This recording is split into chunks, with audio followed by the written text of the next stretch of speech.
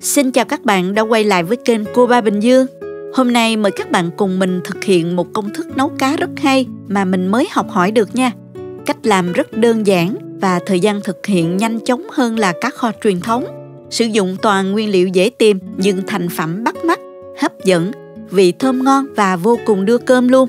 Nào chúng ta cùng nhau làm ngay thôi.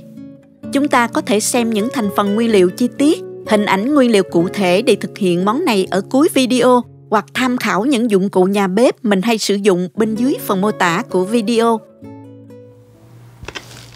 Để làm món ăn này thì hôm nay mình dùng một ít cá chẽm và thêm một con cá chim nữa. Mình cắt khứa ra để chiên giòn ha. Tất cả là 600g. Cá này mình đã rửa sạch và để thật ráo nước. Các bạn chọn cá trê, cá lóc hoặc là cá bóng, con vừa để chiên giòn ha. Ở Việt Nam rất là dễ tìm mua được cá tươi, sẽ ngon hơn nữa nha các bạn.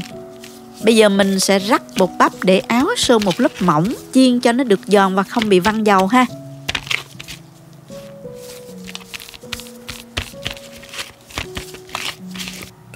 Mình cho dầu vào chảo nhiều một chút để chiên ngập dầu nha.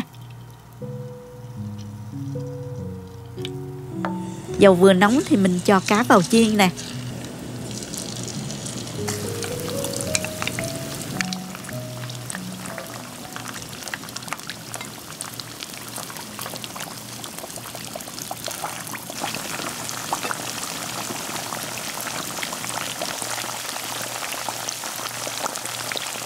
Chiên ở mức lửa trung bình nha các bạn. Khi thấy cá săn mặt thì mình trở cá. Tiếp tục chiên cho đến khi nào cá vàng đều hai mặt.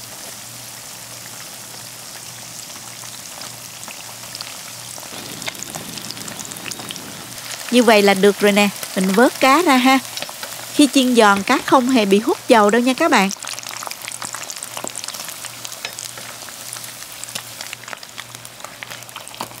Tiếp theo mình dùng 4 tép tỏi đập dập và băm nhỏ ra.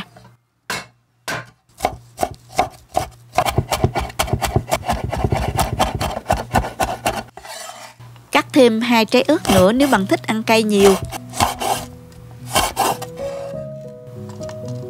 Rồi mình xắt thêm 3 đến 4 cái lá chanh, xắt nhuyễn nha các bạn. Món này mình dùng một ít lá chanh cho thơm ha. Đồng thời lá chanh sẽ tạo mùi đặc trưng cho món cá.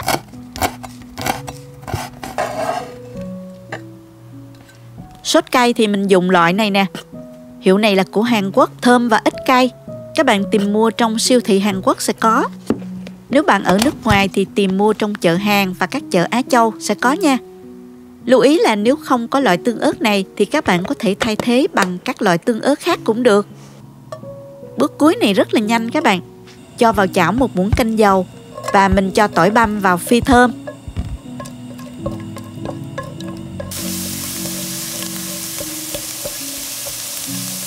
Khi nghe mùi thơm và tỏi săn lại thì mình tiếp tục cho vào 2 muỗng canh sốt tương ớt khoảng 80g. Mình dầm cho tơi ra nha. Xào lên cho thơm nè. Sau đó thì mình cho nước vào từ từ, khuấy đều cho tương nó tan ra. Mình dùng là nửa chén nước nha các bạn.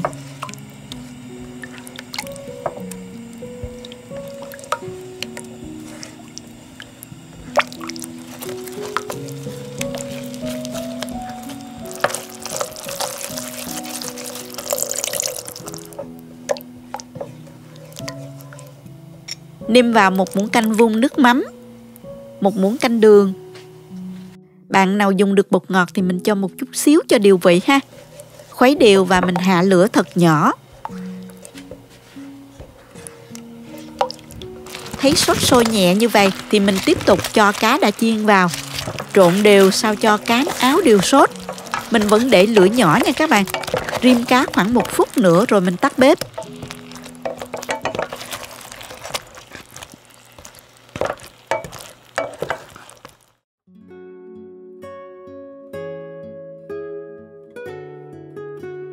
Rắc lá chanh lên cho thơm nè. Thêm vài lát ớt nữa. Với món này làm rất dễ và nhanh, nhưng thành phẩm lại rất ngon nha. Mình dùng cơm thôi các bạn ơi. Cá giòn, thơm đặc trưng của sốt tương ớt. Vị mặn ngọt vừa phải, cay cay, thoang thoảng mùi lá chanh rất hợp. Vô cùng kích thích vị giác nên rất là đưa cơm. Các bạn cùng thử vào bếp để thay đổi khẩu vị cho bữa cơm gia đình nha. Chúc các bạn vui và ngon miệng.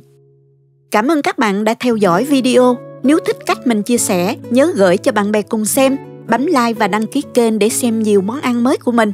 Nếu thấy video thực sự hữu ích, bạn có thể gửi tặng ekip thực hiện một ly cà phê bằng nút Super Thanks hình trái tim ngay bên dưới video. Các bạn cũng có thể truy cập website cobabình dương.com để xem công thức nấu ăn dưới dạng bài viết. Chào tạm biệt và hẹn gặp lại các bạn trong video kỳ tới nha!